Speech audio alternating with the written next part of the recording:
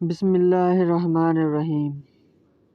السلام علیکم ناظرین، حضرت ابراہیم علیہ السلام کی قوم بتوں کی پوجا کرتی تھی۔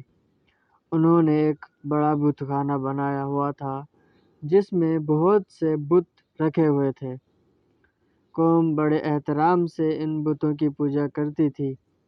ایک دن جب ساری قوم جشن منانے کے لیے شہر سے باہر گئی ہوئی تھی تو حضرت ابراہیم علیہ السلام نے قوم پر بتوں کی بے بسی واضح کرنے کے لیے ایک زبردست تدبیر کی۔ آپ علیہ السلام نے ایک کلہاڑا لیا اور بت خانے میں چلے گئے۔ آپ علیہ السلام نے دیکھا کہ بتوں کے آگے کھانے پینے کی چیزیں رکھی ہیں۔ آپ علیہ السلام نے بتوں کو مخاطب کر کے فرمایا، تم کھاتے کیوں نہیں اور تم بات کیوں نہیں کرتے؟ پھر آپ علیہ السلام نے کلہاڑا لیا اور سب سے بڑے بت کو چھوڑ کر باقی تمام بتوں کو توڑ دیا۔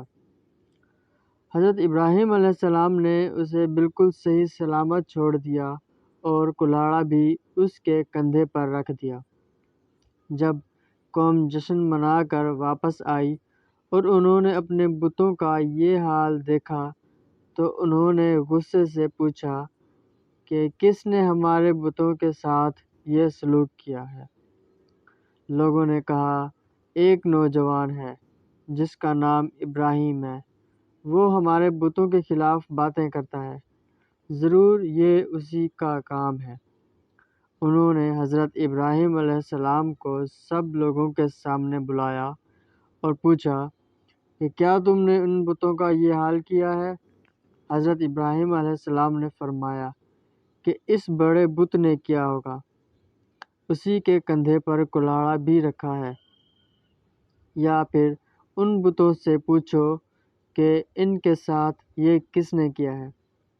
قوم نے کہا، یہ بت تو بول نہیں سکتے۔ تو حضرت ابراہیم علیہ السلام اسی موقع کے انتظار میں تھے۔ آپ علیہ السلام نے فرمایا کہ افسوس ہے تم پر اور ان بتوں پر جنہیں تم پوجتے ہو، جو نہ بول سکتے ہیں، نہ تمہاری فریاد سن سکتے ہیں اور نہ تمہیں فائدہ دے سکتے ہیں۔